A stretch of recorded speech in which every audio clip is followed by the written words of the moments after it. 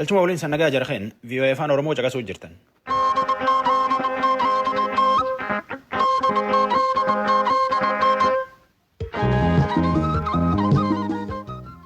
VOA afaan Oromoo wixataa Jimaataatti galgala sa'aatii 2 akka haga sa'aatii 3 meetira baandii 22 fi VOA 24 Naayil sa'aatii irra caqasuu jirtan laayyuu jalqabne.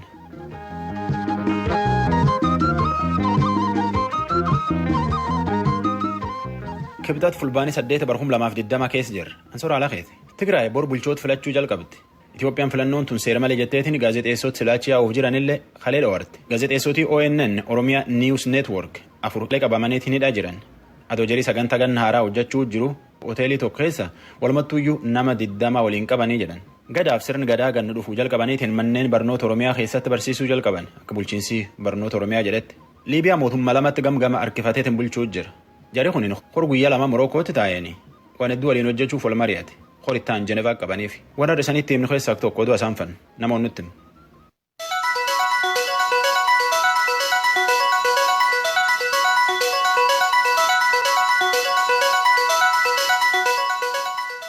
Akka mooltan dhaggeeffattoota keenya oduun galgala kanaa kunoo. Kan mootummaan Itoophiyaan fudhatiin filannoon bulchiisa naannoo Tigraay keessatti gaafa qaammee 4 bara 2012 geggeeffamuuf jira. Kanneen filannoo sanatti hirmaatan paartiileen 5 mirga re'ee ofiin murteeffachuu Tigraay dabarsinee hin kenninu jechuun ibsa kaleessa waliin kennan irratti beeksisanii jiran. Filannoo Tigraay kanarratti namoonni sagalee kennuuf galmaa'an 2,760,000 ta'uunis beekamee jira. Pireezidaantiin bulchiisa naannoo Oromiyaa obbo Shimallis Abdiisaa kaleessa bulchiisa naannoo Amaaraa magaalaa Baahir Daaritti kan geggeessame ayyaana guyyaa nagaaf galateeffannaa irratti argamuudhaan haasawaa dhageessisaniin uummanni Oromoof Amaaraa tokko mul'ataadhas jedhanii jiru. Asteer Misgaanaaw Baahir Daar irraa akka gabaastetti baatii tokko dura haasawaa pireezidaantii Shimallis Abdiisaati jedhamuudhaan sagalee dhaga'ame irratti laga Abbayyaa ceenee Baahir Daar deemnee garii isaanii amansiisnee kanneen amanuu dadhaban immoo burjaajessinee qumaaricha nyaannee jirraa afaan Amaaraa dadhabsiisaa magaalaa Finfinnee karaa seera qabeessaanis ta'e seera alaa galfannee jijjiiraa jirra ka jedhuuf ergaawwan kabiroon keessaa dhaga'amuun ni yaadatama.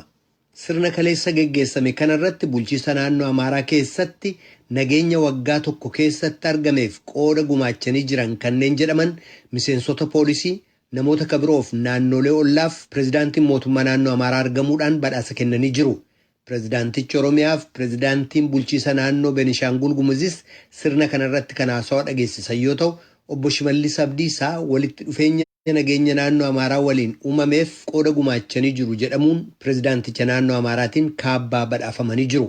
Gama biraatiin yeroo obbo Shimallis uummanni Oromoof Amaaraa tokko jedhan kanneen dhaggeeffatan jiraattonni magaalaa Baahir Daar tokko mufannaa isaanii VOA'tti dubbatanii jiru. Dura uummata Amaaraa dhiifama gaafachuun utuurra jiru ammas haasaadhuma qumaara fakkaatu sana dhageessisan jechuu isaanii Asteer Misgaanaaw Baahir Daar irraa gabaastee jirti.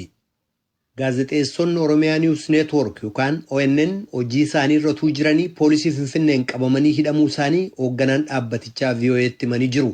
Gaazexeessonni kunneen osoo sagantaa ayyaana bara haaraa ka bara 2013 waraabaa jiranii qabaman jedhan hojii geggeessaan ONN obbo Soorsaa Dabalaa. Dhimma hidhamuu gaazexeessota kana ilaalchisuudhaan koomishinii poolisii Finfinnee irraa agammaatti deebii argachuu hin dandeenye. Gaazexeessonni hidhaman kunneen agammaatti mana murtiitti kan hin dhiyaatin ta'us obbo Soorsaa Dabalaa dubbatanii jiru. Kanarratti oduudhaa booda gabaasaa qabna. Durataan mana maree biyyoolessaa Sudaan Eertiraa daawwatanii jiru. Jeneraal Abdul Fattah Al-Burhaan waamicha pireezidaantiin Eertiraa Isaayyaas Afeworqii isaaniif dhiyeessaniin kaleessa daawwannaa guyyaa tokkoof Eertiraa dhufanii deebi'uu isaanii tajaajilli oduu Eertiraa gabaasee jira. Daawwannaa kanarratti hoogganoonni biyyoota lameenii hariiroon biyyoota lamaan gidduu jiru sadarkaa maaliirra akka jiru gamaaggamuu isaanii fi gama dinagdee daldala naga eegumsaaf humna waraanaatiin wal gargaaruuf waliigalteen ammaan dura tolfatan akka hojiirra oolu tarkaanfiilee fudhatamuu qaban irratti dubbatan jedha maddi oduu kun. Nageenya godinaa sanaa mirkaneessuuf waliigalteen ammaan dura tolfame akka cimu hojiin ammaan dura jalqabamee turellee akka itti fufu mari'achuu isaaniis dabalee ibsee jira. Baaldaraas Dimookiraasummaa Dhugaaf paartiin jedhamu har'a gara waareetti ibsatu ta'uudhuuf kenne irratti ibsa facaaseen magaalaan Finfinnee akka of dandeesse akka naannoo tokkootti of bulchitu kadula jalqabe ta'uusaa beeksisee jira. Magaalaan Finfinnee akka ofiin of bulchitu heera biyyattii keessatti kan mirkaneessameef ta'eyyuu mana maree federeeshinii keessatti dabalee akkaataa faallaa haqaa ta'een bakka bu'aatuun qabaatiin jirti jedha ibsi baaldaraas baase kun. Kana malees duraan dhiwaate Ihaadegiin amma immoo dhaadhiyoo biltsiginnaan haala seera keessatti hin tumaminiin bulfamaa jirti jechuusaa Mallaskaachoo ammaa Finfinneerraa gabaasee jira. Kadhagaa jirtan raadiyoo sagalee Ameerikaa sagantaa afaan Oromooti. Morookoon marii dirqama hin qabne hoogganoota hedduu kan mootummoota lameen Liibiyaa bulchaa jiranii wal lolanii gidduutti keessumsistee jirti. Taayitaalee hedduu walitti fiduudhaan mana maree waloo biyyattii bulchu akkaataa ijaaruun danda'amutti kafuuleffatee ture mariin kun. Gabaasaa Edward Yeraaniyaan Kaayiroorraa erge soraatu dhiyeessa. Liibiyaa tana gamgamaan walirratti qabanii bulchuu jiran. Game lamaan iyyuu paarlaamaa mataa ofii qaba. Karaa biyyatan duratti hin deemuu danda'an irratti hor guyyaa lama yaamanii irra oolan. Hora rakkoo siyaasaa Liibiyaa irratti mari'atu kana biyyoollasii Morookoo dira Boozunikaatiin dhaqatan.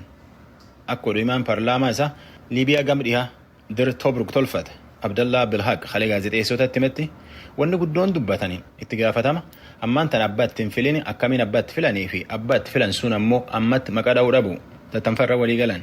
Wanni dhibeen irratti walii galani waan muran cufaayyuu akka paarlaamaan mirkaneessu paarlaamaatti hin dhufatan. Eegee muummee ministeera biyyi suni Abdallaa Altahini ganni jahan duratti hadhaniitiin Tiripoolii baasanii asitti Liibiyaa waraan lamatti gam lamaan bulchuu jira.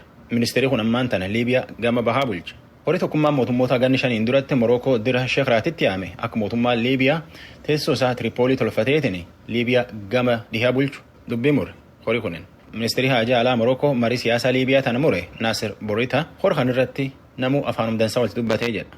المبادرات الليبية سواء من المستشار عقيل صالح وكما تضمنت في akkana jedha yaadii siyaasaa gam lamaaniyyuu mul'atu odumaan paarlaamaa Aqula Saalaatii fi mootummaan National Unity Guard dubbii tana harum nagaatiin karaa Liibiyaa miil gad dhaabuu danda'aniin oofuu malanii jedhanii wal dubbatanii jedha. Akka gaazexaan mootummaa Saawudii Ashar Qalawsaat barreessetti hori kun caasaa mootummaa biyyi tana bifa qabsiisuuf yaame. Bulchoota gurguddoo biyyi bulchan sagalirraa sadii deebisuuf murteesse.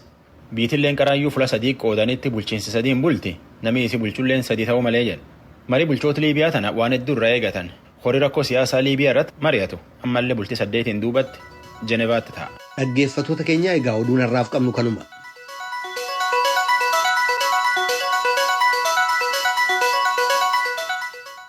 VOA Afaan Oromoo Naayil Saatiif metirbaandii irra caqasuu jirtan. Gaazexeessitoota ONN Oromiyaa News Network 4 qabaniiti nama manidhaa jiran.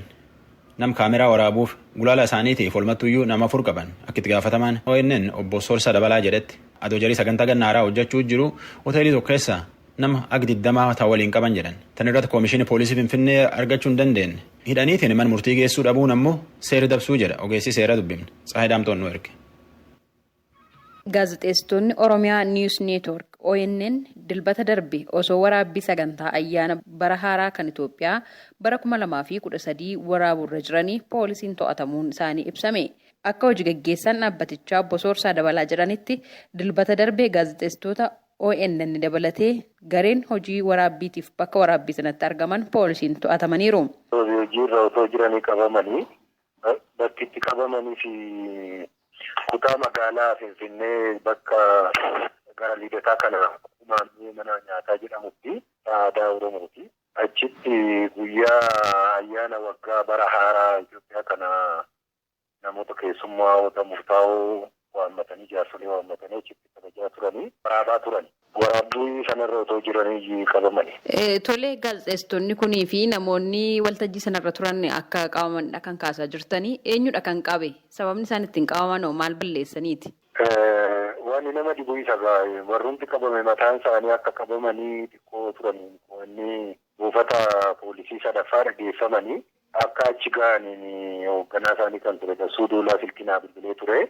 Waan nuti himameen jiru walumatti keenya faana waan qabu keessummoota keenya faana walitti nu haranii nu qabu malee waan nuti himameen jiru jedhee kan qabu egaa kan laallutti buufanni poolisii kun bulchiinsa poolisii Finfinnee jala waan ta'eef adda durummaadhaan egaa poolisiin Finfinneetu qabee jennee tilmaamna nuti. Erga hidhamaniin asittis maatiinis ta'ee dhaabbanni ONN namoota hidhaman iyyaafatus poolisiin mul'isuuf eeyyamamaa miti jechuun ibsaniiru obbo Soorsaan. Kaleessa baay'ee yaallee kan ijoollee adda addaa erginee firallee erginee akka arguu dandeenyu nuti ibsuu didanii namoota qaban illee maaliif akka qaban eenyu akka ta'an illee gara biirootti yaallee turre walgahiirra jiru nuun jedhanii hin dhabne namuuyyi. Poolisiin illee ol nama galchitee sirna kanaan waan nama keessummeessu hin jiru.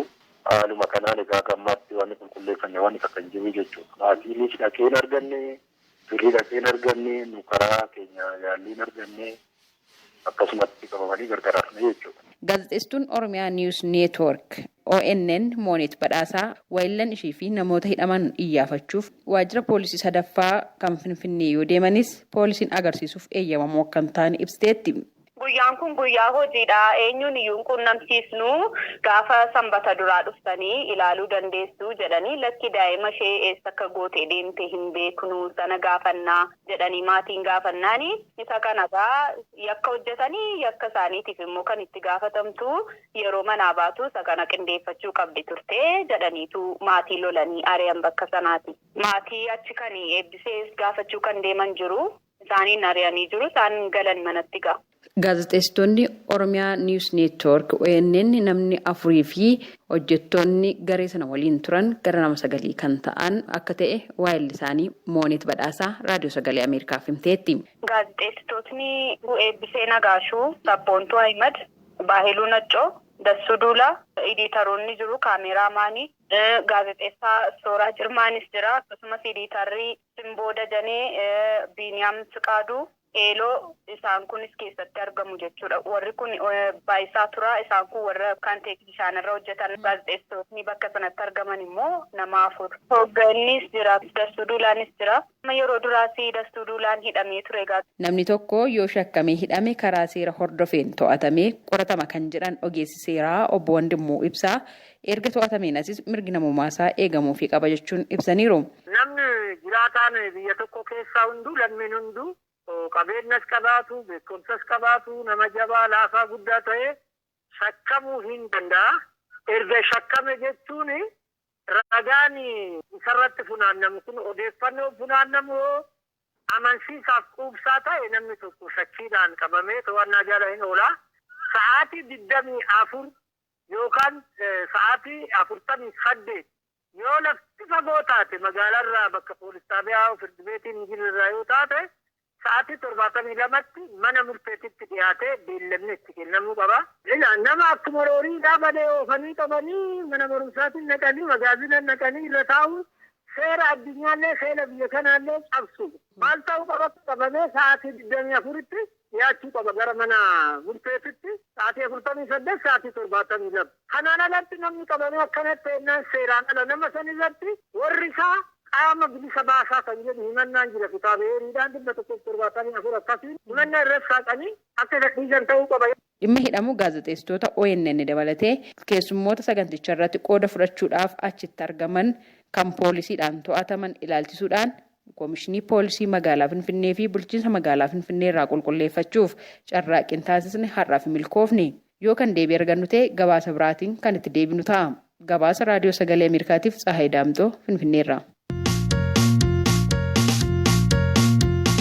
Warri Itoophiyaa nagaa eegu gaazexeessota filannoo naannoo Tigraay gabaasuuf yaa'uu jiran dhowwaniitiin bilbila kompiitarii fi waraqata ragaallee irra guuran.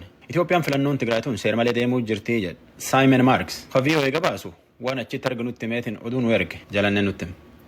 Deemsi sagalee kennuu kan bulchiisa naannoo Tigraay roobii borii jechuun fulbaana 9tti saganteeffamuun mootummaa muummicha ministeeraa Abiy Ahmed kan biyyattii ceesisuuf tattaafataa jiru mufachiisee jira.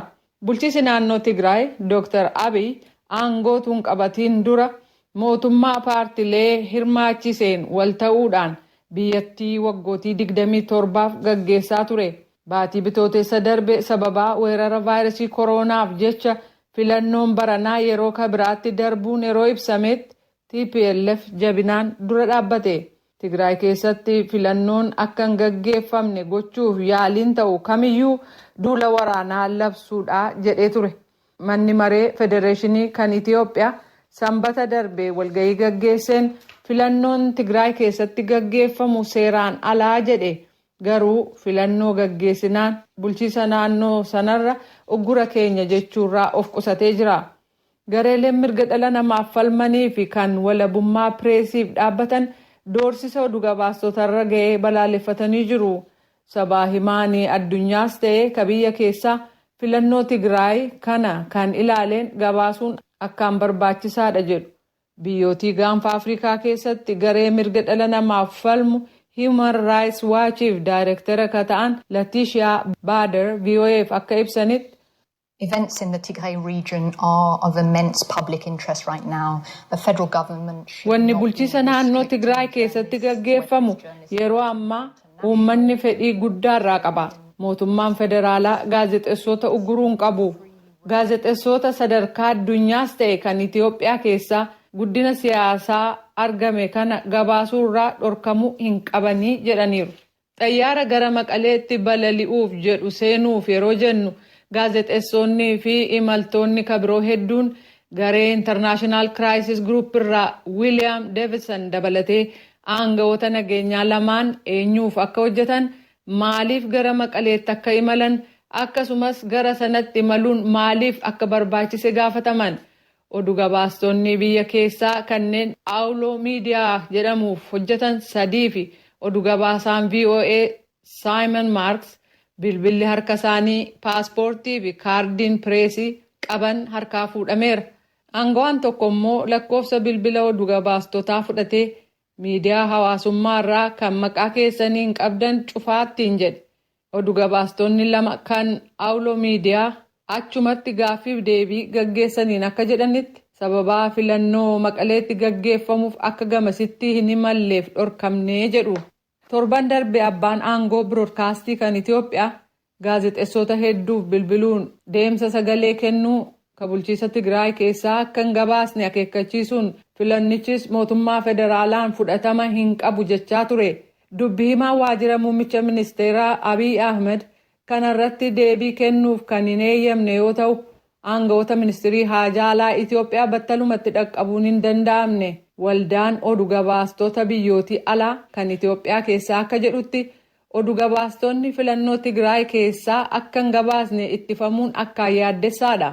Dhaabbati kun ibsa baaseen aangawoonni federaalaa kan Itoophiyaa gaazexeessonni kana gabaasuu qabu, kana gabaasuu hin qaban jechuun waggootii 2 darban keessa walabummaa miidiyaa dabaluuf tarkaanfii gurguddoo fudhatame hin faallessinaa jedhee jira.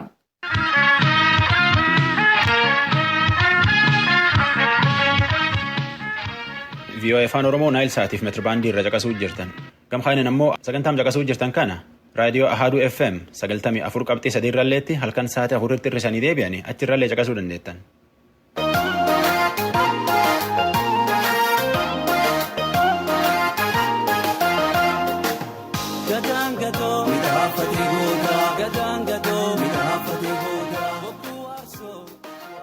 Akka bulchiinsi biiroo barnoota Oromiyaa jedhetti gadaaf sirni gadaa ganna dhuuf keessa akka barnootaatti manneen barnoota Oromiyaa keessatti barsiisuu jalqabanii jedhe itti gaafatamaan biiroo barnoota Oromiyaa Dr. Tola Bariisoo yooyyuu kalee dubbif. Manneen barnoota Finfinneelleetti barsiisuuf qophiin yaayyuu dhumattee jedhe itti gaafatamaan biiroo barnoota bulchiinsa magaalaa Finfinnee Bozalaalee Mulaatu Tujubeet dubbise. Biiroon barnoota magaalaa Finfinnee torbanachaanu keessa barumsa sirna gadaa akka kaarikilamii yookaan sagantaa barnoota haaraatti manneen barnootaa Finfinnee keessatti argaman keessatti barsiisuuf karoorfachuusaa ibsee jira. Adeemsi kun haala maalii irratti akka argamu hoogganaan biiroo barnoota akka bulchiinsa magaalaa Finfinnee obbo Zalaalam Mulaatu nuuf ibsanii jiran. Egaa disishinii akkana hinnaa fudhannu gaaffii uummata Oromoo keessa jiru. Garuu immoo aadaa fi duudhaa Oromoo keessa ba'anii aadaa wannoo keessa jirra.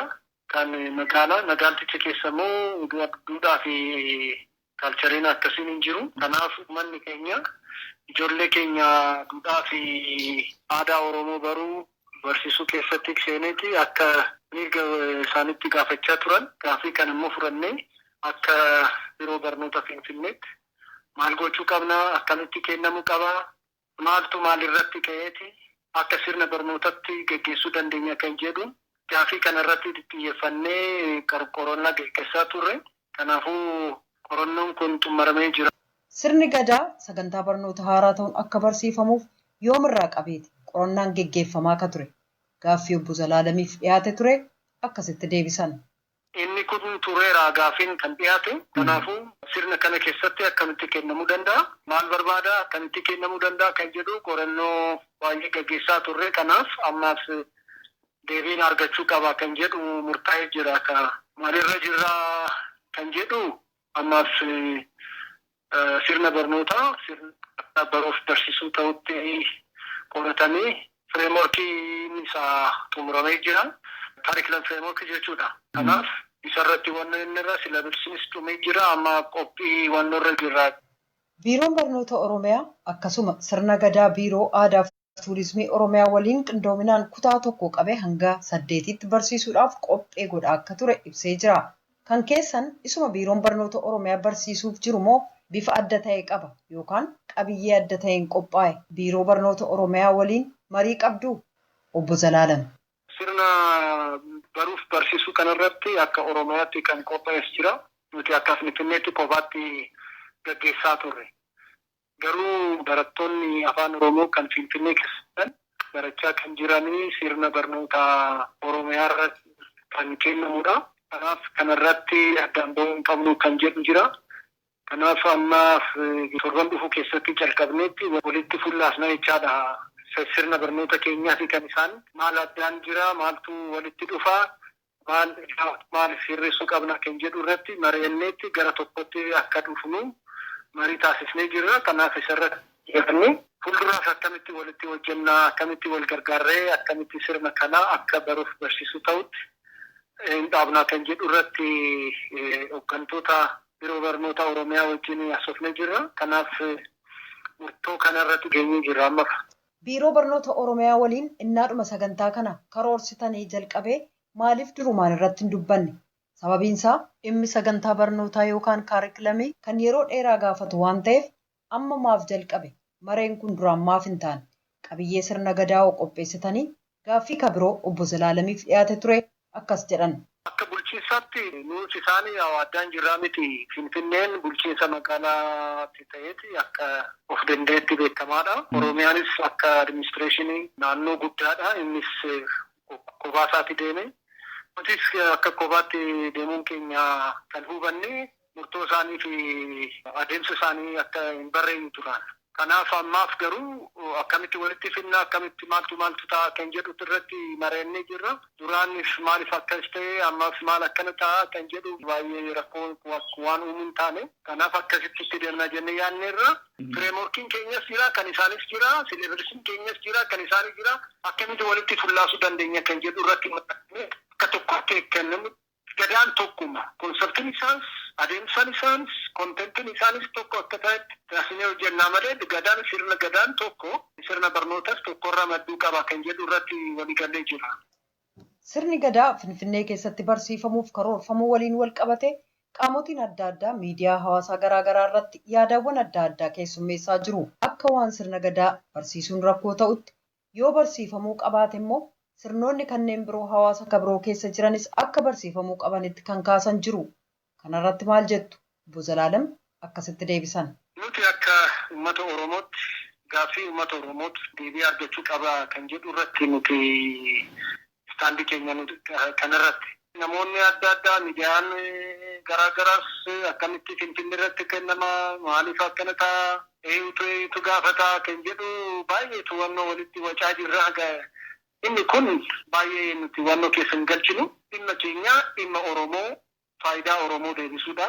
Dhimma fi faayidaan Oromoo immoo caasaan magaalticha kana akka deebisuu ta'e taasisnee jirra jechaadha. Kanaaf deebiin uummata kanaaf kan gaafates gaafannaa malee maaliif hin kennama kan jedhu ijoollee xiyyaa aanaa fi duudhaa kiyyaa barachuuf nama biraa faayidaa yookiin immoo fedhii nama biraa gaafachuun irraa hin eeggamu. Garuu akka caasaatti deebiin uummata gaafachaa kan vaaliidhaan loojikaan kanaaf isa deebisaa irraa malee waca fi gara malee faayidaa yookiin immoo fedhii adda addaa qabu keessatti walitti gabnee walitti wacnee faayidaa fi gaafii uummata Oromoo deebisurraa duratti waan nu deebisu miti.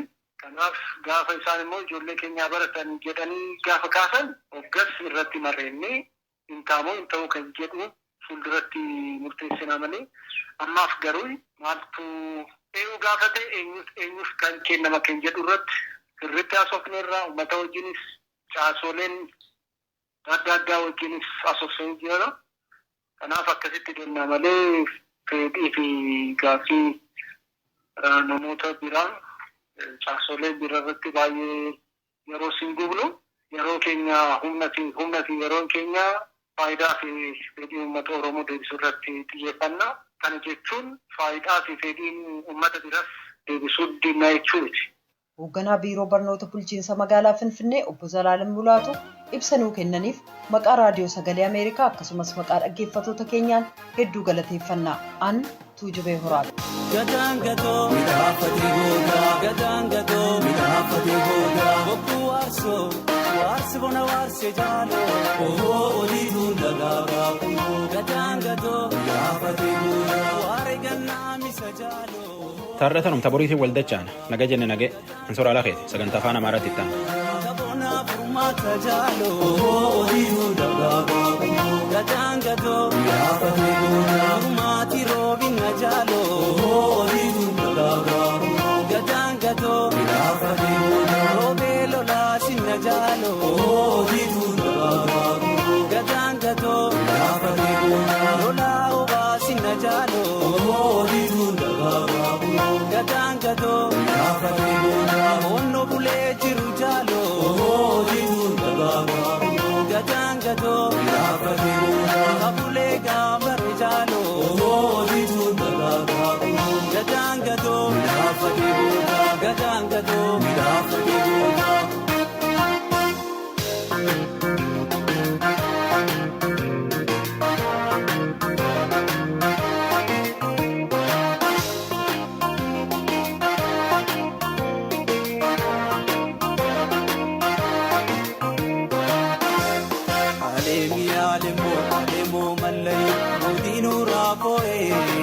Alemo gadamo, alemo malayo loto dalansise. Alemo gadamo, alemo malayo kiti otomsise. Alemo gadamo, alemo malayo kiti kolidipo. Alemo gadamo, alemo malayo kiti kupindipo. Alemo gadamo. Alemo malayo ipo kenerene Alemo gadamo Alemo malayo wanjila erene Alemo gadamo Alemo malayo umbina bobia Alemo gadamo Alemo malayo ikayo kapsise Alemo gadamo Alemo malayo apo kiamude Alemo gadamo Alemo malayo nalenga emude Alemo gadamo Alemo malayo gadang gato midhaafatee goodaa gadang gato midhaafatee goodaa bokkuu waarsi bona waarsee jaaloo oliituun dagaagaa kunoo gadang gato midhaafatee goodaa waaree gannaa misa jaaloo oliituun dagaagaa kunoo gadang gato midhaafatee goodaa taboonaa furmaata jaaloo oliituun dagaagaa kunoo gadang gato midhaafatee goodaa furmaati roobina jaaloo oliituun dagaagaa kunoo gadang gato midhaafatee goodaa roobee lolaa sinna jaaloo oliituun dagaagaa kunoo gadang gato midhaafatee goodaa lolaa obaa sinna jaaloo oliituun dagaagaa kunoo gadang gato midhaafatee goodaa onno bulee jiru jaaloo oliituun dagaagaa kunoo gadang gato midhaafatee goodaa kabulee gaambare jaaloo oliituun dagaagaa kunoo gadang gato midhaafatee goodaa gadang gato midhaafatee goodaa.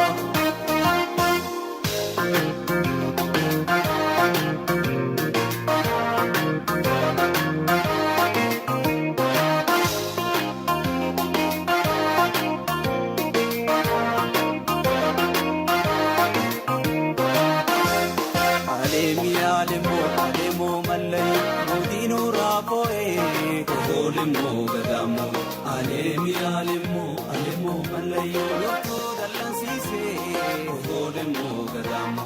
Aleemi aleemo malayo.